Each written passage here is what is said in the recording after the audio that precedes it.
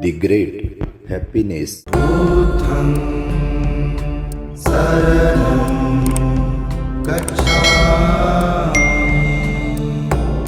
मनोपुब्बंगमाधम्मा मनोसेट्ठा मनोमया मनसाचे पदुठेन भासति वा करोति वा ततो न दुःखमनवेति चक्रं वतो पदम्। संपूर्ण विश्वाला ज्यांनी सुख शांती मानवता तथा दुःख मुक्तीचा आर्य संदेश दिला असे ते दुःख मुक्तीचे मार्गदाता दुःख मुक्त महामानव महान कारुणिक तथागत भगवान सम्यक संबुद्ध तथागतांनी आपल्या शुद्ध प्रज्ञेतून निर्मिलेला सद्धम्म आणि त्याच सद्धम्माचा गेली 2500 वर्षांपासून सातत्याने अहोरात्र प्रचार आणि प्रसार करणारा पूजनीय भिक्खू संघ या महान आणि सर्वश्रेष्ठ अशा त्रिरत्नांना प्रथमतः त्रिवार अभिवादन करतो, ज्यांच्या महान आणि असीम त्याग प्रभावामुळे आपल्याला जो हा अनमोल असा बुद्ध धम्म लाभला आणि ज्यांच्यामुळे आपल्याला हे एवढे मोठे वैभव प्राप्त झाले असे महान युग प्रवर्तक भारतीय राज्यघटनेचे शिल्पकार परमपूज्य बोधिसत्व डॉक्टर बाबासाहेब आंबेडकर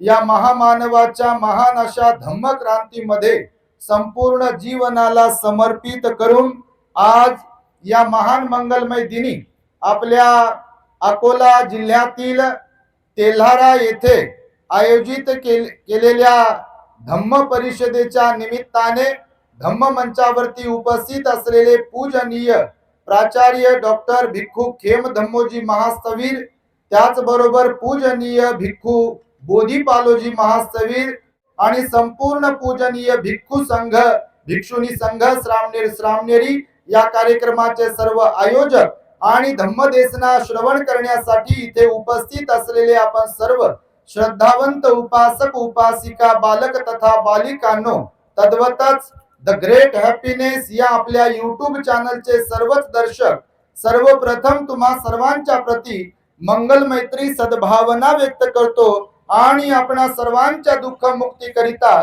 तथागत भगवान बुद्धांद्वारा उपदेशलेल्या धम्मोपदेशास प्रारंभ करतो। आपण सर्वांनी शांत एकाग्र आणि श्रद्धायुक्त चित्ताद्वारे या अनमोल बुद्धवाणीला आपल्या हित सुखाकरिता श्रवण करावे, ग्रहण करावे। आम्ही एकदा या धम्म परिषदेला आलो होतो मागे आणि पुन्हा हा अवसर प्राप्त झाला। आपल्या आयोजकांनी वारंवार फोन केले आणि ही तारीख मिळविली, परंतु आताच आपले मुक्तिदाता महामानव बोधिसत्व डॉक्टर बाबासाहेब आंबेडकरांची 135वी जयंती सर्व भारतभर आणि भारताच्याही बाहेर विदेशांमध्ये देखील मोठ्या हर्षोल्लासामध्ये साजरी झाली आणि जयंती नंतर आम्ही असा विचार केला की आपल्या समाजाचं प्रबोधन व्हावं, बुद्ध बाबासाहेबांचा विचार आपल्या समाजाला समजावा।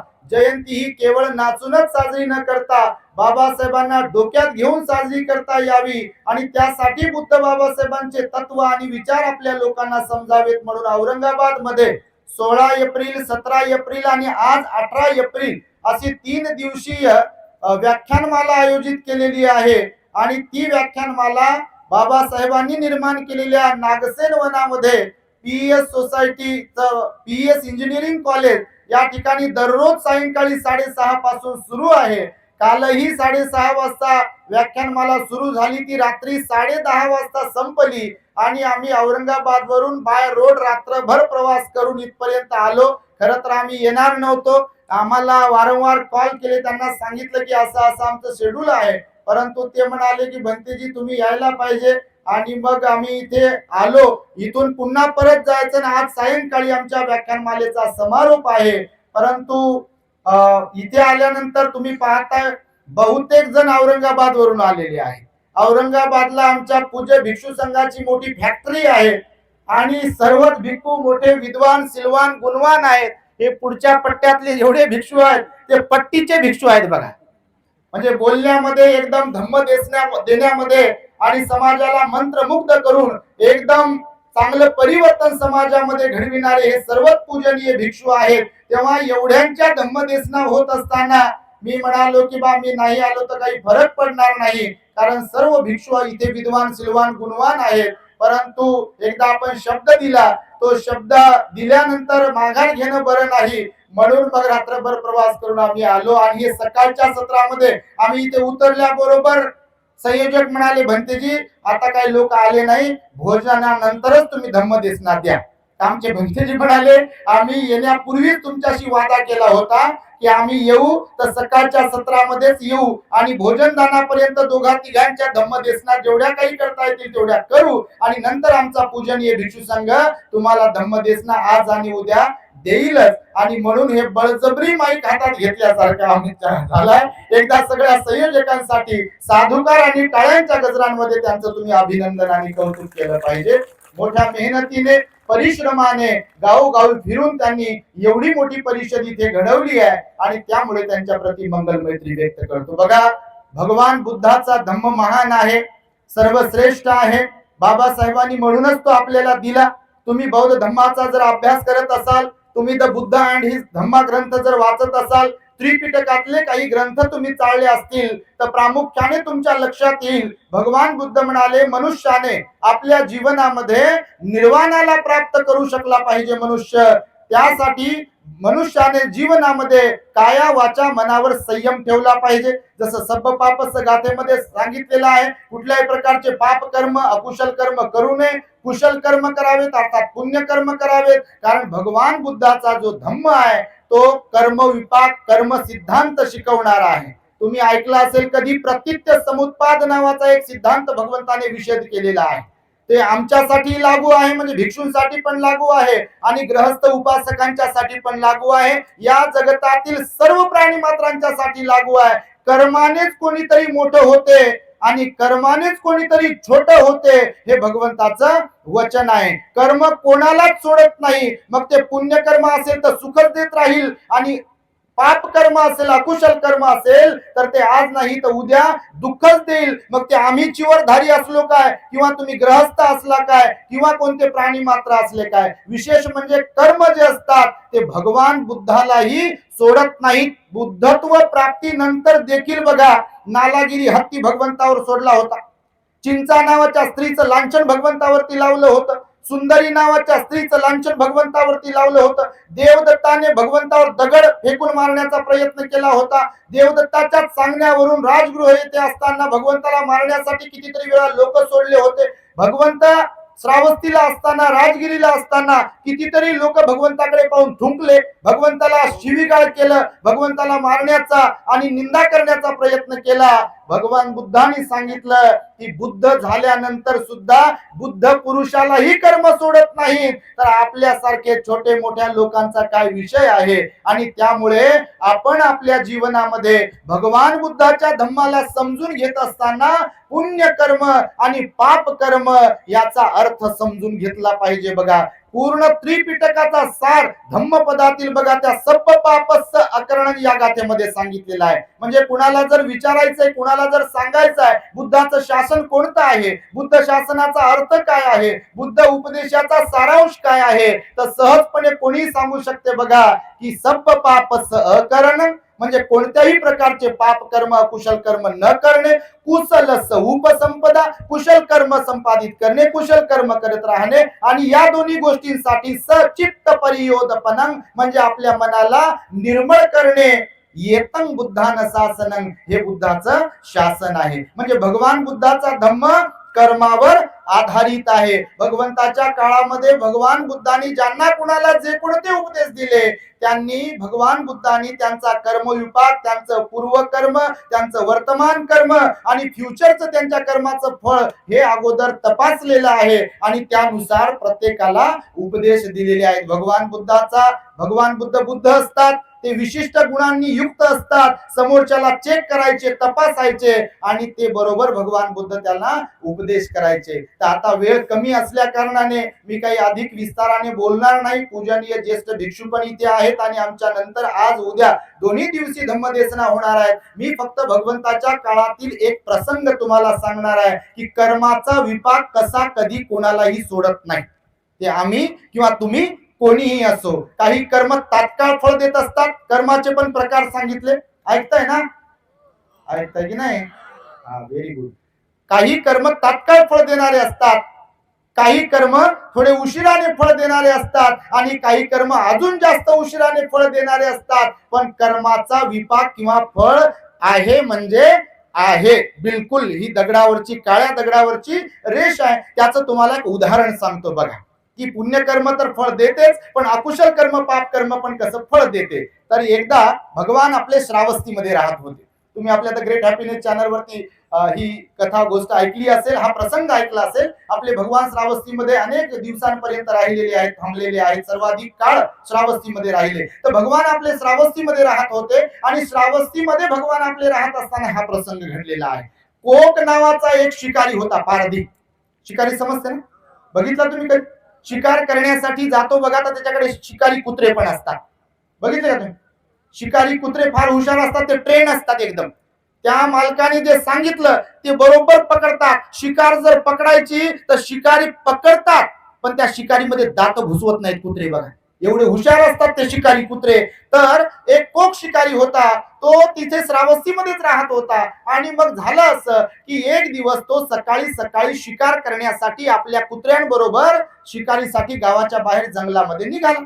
आता भगवंताचं विहार गावाबाहेर होतं. श्रावस्ती विहार जे होतं, जेतवन विहार, हे गावाबाहेर होतं. कारण भगवंताने विहाराची जी संकल्पना सांगितली आहे, विहार एकदम अगदी गावातही असू नये आणि अगदी गावाच्या फार लांब पर्यंतही असू नये. तिथे भिक्षूंना ध्यान करताना, उपासकांना कुठला अडथळा निर्माण होऊ नये अशा ठिकाणी विहार असते. तर भगवंताचं जे विहार होतं, अनाथ पिंडकाने दान दिलेलं, श्रावस्तीमध्ये होतं, ते श्रावस्तीच्या बाहेर होतं. मग हा कोक शिकारी जेव्हा निघाला आपल्या कुत्र्यांना घेऊन जंगलामध्ये शिकार करण्यासाठी, तो जसाही गावाच्या बाहेर पडला तसा एक भिक्षू भिक्षाटन करण्यासाठी, भोजनदानासाठी भिक्षा पात्र हातात घेतलेला, परिमंडल केलेला, डोक्याचं मुंडन केलेला तो गावामध्ये प्रवेश करत होता श्रावस्तीमध्ये. आणि नेमकं त्याच वेळी हा शिकारी आपल्या कुत्र्यांबरोबर गावाच्या बाहेर जंगलामध्ये शिकार करण्यासाठी चालला होता. तर बघा, आजही असे लोक असतात की काही काही लोक अपशकुन मानतात. तुमच्याकडे माहित अपशकुनच म्हणतात त्याला? काय म्हणतात? अपशकुनच म्हणतात ना?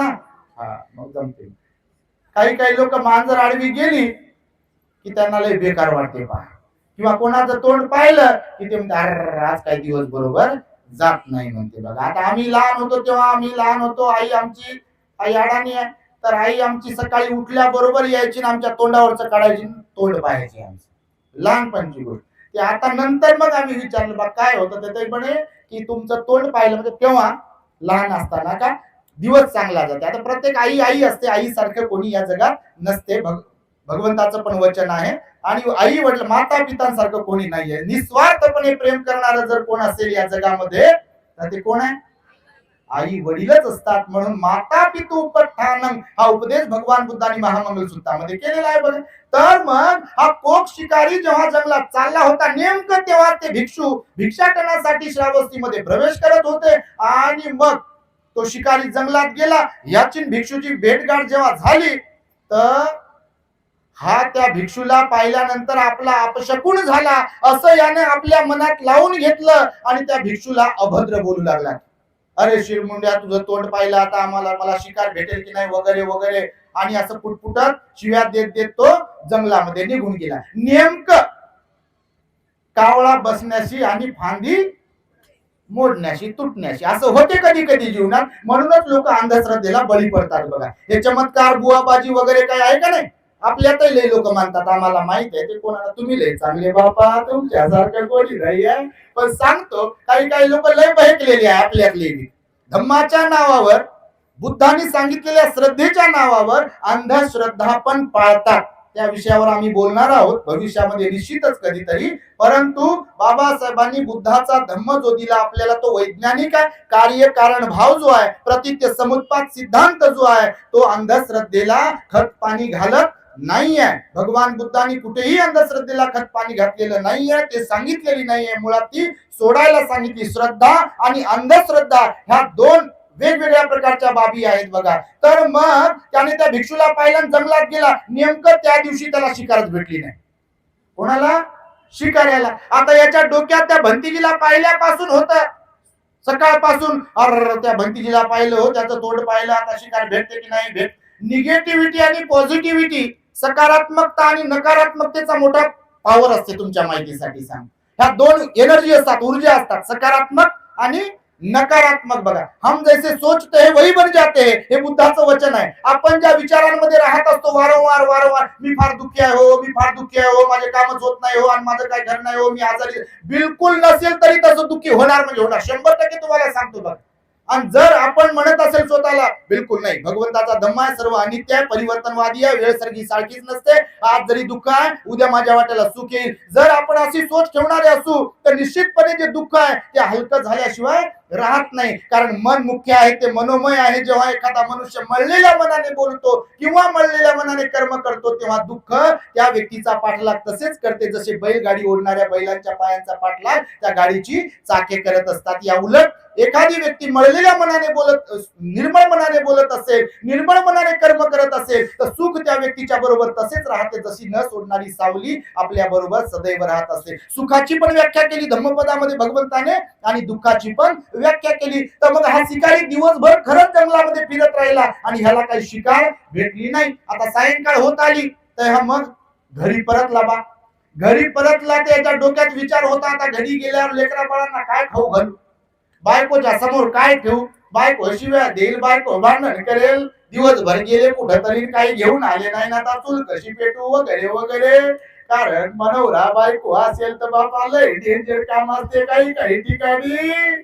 सत्ता कोणाच्या ताब्यात कोणाच्या घरी असेल आणि गणित कसे बिघडतात. लय लोक रडू रडू सांगतात, काय करावं म्हणतात, पश्चाताप होते म्हणतात, पण एकदा साप निघून गेला की फरकांडीला मारून काही उपयोग होत नाही. बघा, जसं एक शेतकरी होता, शंका बघा त्याची होती का, त्याच्याकडे एक मुर्रा म्हैस होती, त्या मुर्रा म्हशीचं तो दूध काढत होता. त्या मुर्रा म्हशीचे शिंग अशी पिळदार होती. हे दूध काढता काढता म्हशीच्या तोंडाकडे पाहायचा, खाली ते दुधाचं भांड, दूध काढायचं, म्हशीच्या तोंडाकडे पाहू पाहू ती म्हैस शांत उभं राहते का नाही. तर नेमकं ते पाहता पाहता एक दिवस त्याच्या मनात विचार आला का म्हशीचे शिंग गोलगोल आहे, आपलं डोकं त्याच्यात जाईल का. आता माणसाच्या मनात कधी कोणता विचार येईल हे सांगता येत नाही. बा इथं आपण बसलेले असो का, तुम्ही तुमच्या घरी असो का, रस्त्याने चालताना असो का, दवाखान्यात का, कुठे असो, आपण आपलं डोकं, डोक्याची फ्रिक्वेन्सी कधी कोणीकडे जाईल हे सांगता येते का. नाही सांगता येत. बघा, तो ते शेतकऱ्याला वाटलं बाय म्हशीच्या डोक्यामध्ये तो आपलं शिंगामध्ये डोकं जाईल का, आपलं डोकं जाईल का आपलं, याच्या मनात रोज रोज रोज रोज त्या शिंगाला पाहून विचार यायचा. एक दिवस याला राहवलं नाही आणि नेमकं यानं खरंच डोकं घातलं बा त्या शिंगाला. आता डोकं गेलं गेलं तर फसलं डोकं. आता ते म्हस इथं माणसाला कळत नाही बापा, कधी कधी कसं वागाव, कसं बोलाव, कसं राहाव, ते म्हशीला काय ढेकळं कळेल बघा.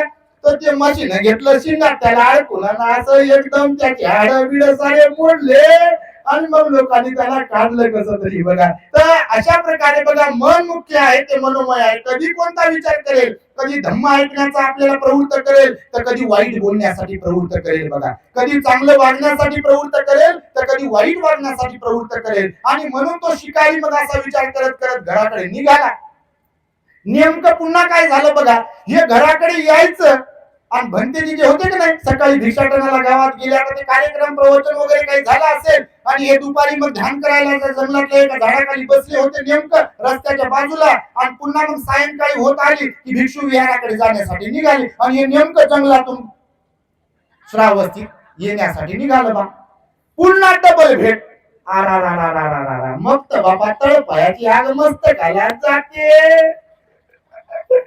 तुम्ही पाहत असाल बघा, काही काही लोकांना कोणी दिसलं असं की मूड ऑफ होते बा, काही काही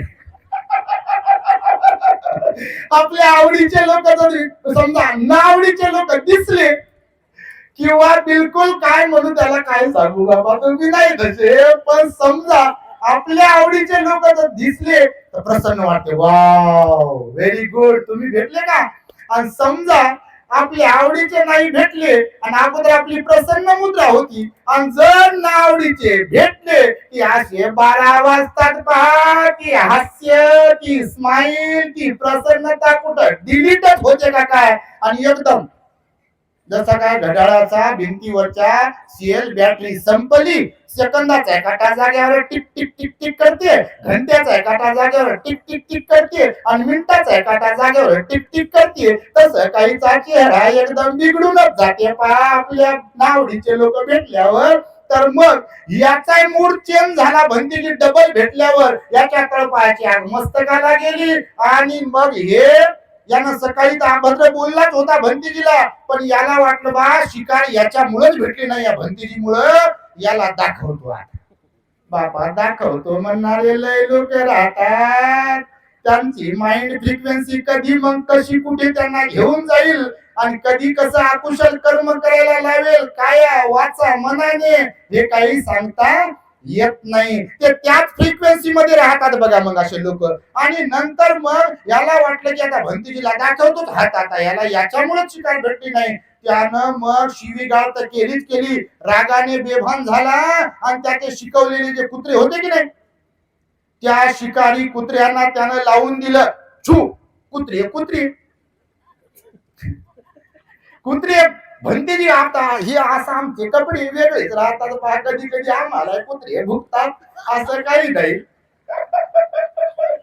अरे माणसाला माणसं सहन होत नाही तर कुत्र्याला कोण सहन होईल. आम्ही पहा पूर्ण वेळ रस्त्यावर राहतो, गाडी चालवतो, इकडून तिकडे धम्मदौरे असतात, बऱ्याचदा पहा गावाच्या जवळपास एखाद्या आलं की त्या कुत्र्यांचं गाडीचं काय गणित बिघडलेलं असते काय ठाऊक बाबा कोणाला. ते गाडी स्पीड मध्ये जरी असली तरी जोरात येते ते भू भू भू भू भू भू करत आणि मग त्याच्यात काही काही कुत्रे चारी मुंड्याची ते मरतात पहा. तर असं झालं मग की त्या शिकारी कुत्र्याला या शिकाऱ्यानं लावून दिलं घरामध्ये त्या भंतीजीला, आणि कुत्रे तर कुत्रे पळाले त्या भंतीजीच्या मागे. हे भंतीजी जरा जवान होत आमच्यासारखं, हे भंतीजी जीवाच्या आकांताला बा आपण मरू की काय म्हणून ते झाडावर चढलं पहा. भंतीजी जीवाच्या आकांतानं झाडावर चढले, झाडावर चढले, मालक खाली, मालकाकडे होता धनुष्यबाण. त्यावेळेची गोष्ट, मालकाकडे धनुष्यबाण होता ना शिकारीसाठी वापरायचे. मग मालकाने हे कुत्रे खालून भुंकत होते भंतीजींना. मालकाला वाटला याचा राग अनावर झाला, आणि राग एकदा अनावर झाला की माणसाचं डोकं हँग होते बघा, चालत नाही ते कोणी असो. एखाद्या व्यक्तीच्या बद्दल आपल्या मनात जर द्वेष भरला, क्रोध भरला, ईर्ष्या भरली नाही का, तर आपलं डोकं आपल्याला अकुशल कर्मच करायला भाग पाडते बघा, ते कोणी असो. या व्यक्तीला बिलकुल तिथे असं वाटलं नाही की हे भंतीजी आहेत, आपले अकुशल कर्म होतील, हे धर्मगुरू आहेत, यांच्या नादी लागणं बरं नाही, किंवा यांना त्रास देणं बरं नाही, यांचं रक्त काढणं बरं नाही, यांना शिव्या देणं बरं नाही, असं काही त्याला सुचलं नाही. याला बदला घ्यायचा होता. काही काही लोक बदल्याच्या भावनेतूनच बघा या जीवनामध्ये आपलं आयुष्य एकदम नको तिकडे घेऊन जातात. त्या शिकाऱ्याचं तसंच झालं. त्यानं त्या भंतेजीकडे पाहिलं, रागाने लाल झाला, कुत्रे भुंकत होते, भंतेजी वरती जाऊन थांबले बा. असे त्यांना वाटलं बा आता ना नंतर थोड्या वेळानं कुत्रे निघून जातील आणि शिकारी निघून जाईल, नंतर आपण खाली येऊन विहारात निघून जाऊ. मालकाचा राग अनावर झाला त्या कुत्र्यांच्या, यानं बाण काढला, तीर काढला, भंतेजीवर सोडला. नेमका तो बाण तीर भंतेजीच्या पायात घुसला. पायात घुसला तर भळाभळा रक्त वाहायला लागलं. भंते कासावीस झाले, त्यांचं अंग थरथर थरथर कापत होतं. बिलकुल बाणाची आग होती ना, आणि आग होत होती शरीराची त्यांची. मग त्यांना उभं पण राहता येत नव्हतं कसं तरी, आणि शरीर एकदम त्यांचं डोलायमान झालं. त्यांच्या अंगावर तर जी चिवर आहे का नाही, त्याच्यावर हे चिवर त्यांचं गळून खाली पडलं. पडलं तर पडलं नेमकं त्या शिकाऱ्याच्या अंगावर पडलं, आणि कुत्रे बाहेर ते त्याच्या बाजूलाच होते, त्या भंतीजीला भुकत होते. आता कुत्रे कुत्रे कुत्र्याला वाटलं ते भंतीजी महाराजच पडलं बा. नेमकं त्या कुत्र्याच्या मालकावर ते चिवर पडलं भगवा असं. कुत्र्याने ठार होईपर्यंत चिंदड्या होईपर्यंत सगळ्यांनी मालकाला ठार केलं, मारून टाकलं, ते जाग्यावरच गतप्राण झालं आणि कुत्रे निघून गेले. मग भंतेजी थोड्या वेळाने खाली उतरले आणि भगवंताकडे गेले लंगडत लंगडत काठीच्या सहाय्यानं. भगवंताला ही हकीकत सांगितली, घडलेली घटना.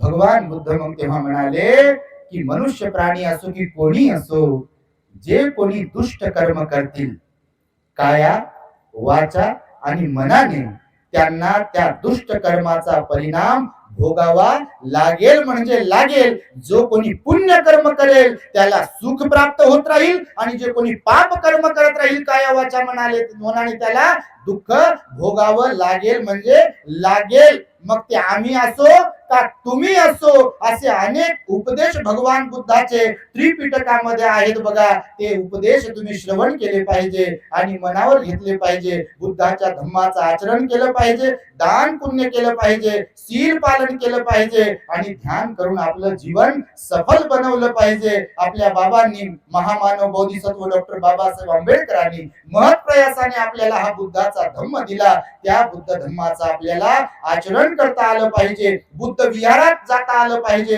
22 प्रतिज्ञांचं पालन करता आलं पाहिजे आणि एक दुसऱ्याशी प्रेमाने बंधुत्वाने राहता आलं पाहिजे. बुद्ध शासनाच्या वृद्धीसाठी सुद्धा आपल्याला जीवन जगता आलं पाहिजे. नाही तर बाबा काही बरेच लोक आम्ही पाहिले आता जयंतीला बाहेर पडले होते, ते टेकुळे आहे का नाही मशरूम, तुमच्याकडे काय म्हणतात? टेकुळेच म्हणतात. त्या आभाळ गरजल्यावर, ते मशरूम तर शुद्ध शब्द झाला बाबा आताचा. तर ते आभाळ गरजल्यावर बघा ठराविक ठिकाणी ते टेकुळे मशरूम येतात.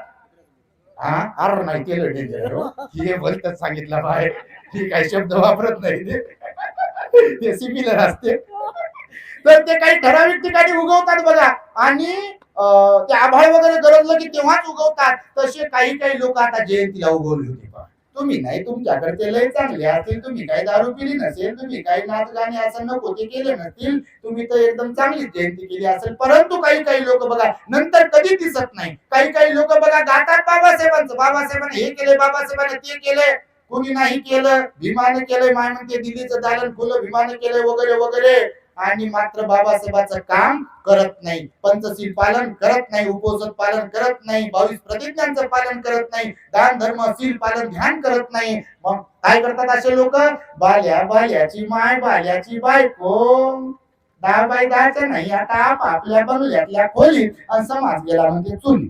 ते धम्म परिषद तुमचीच आहे म्हणते, ते विहार तुमचंच आहे म्हणते, मी तुमच्याकडेच आले म्हणते, आम्हाला काही देणं घेणं नाही म्हणते. आणि मग ते असं जीवन जगून एक दिवस त्याचं बटन दबते आणि जाते. मग त्याच्यात घरचे लोक सोयरे म्हणता उचला आता. मग कानातलं, नाकातलं, हातातलं, बोटातलं, पायातलं सगळं काढून घेतात, पैसे सगळे काहीच ठेवत नाहीत. फुटका मणी ज्याच्यात माती भरलेली असते पाण्याच्या विडा टाकतात, तोंडात ठेवतात. आंघोळ घाला म्हणतात, लवकर वास सुटते म्हणतात.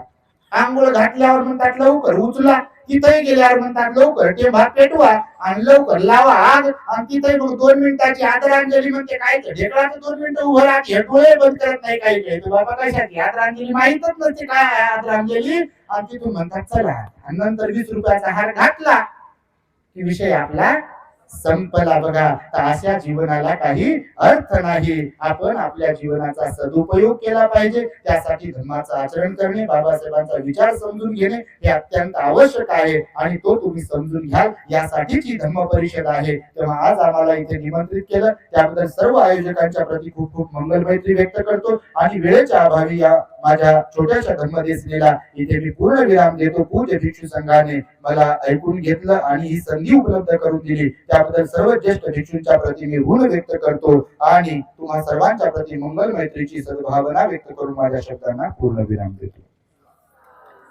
भवतु सर्व मंगलम रक्षन्तु सर्व देवता सर्व बुद्धानुभावेन सदा सुखी भवतु ते. भवतु सर्व मंगलम रक्षन्तु सर्व देवता सपधम्मानुभावेन सदा सोत्थी भवन्तु ते भवतु सप्पमङ्गलं रक्षन्तु सप्पदेवता सप्पसङ्घानुभावेन सदा सोत्थी भवन्तु ते। बुद्धं नमामि, धम्मं नमामि, संघं नमामि। जय भीम। The great happiness. बुद्धं शरणं गच्छामि।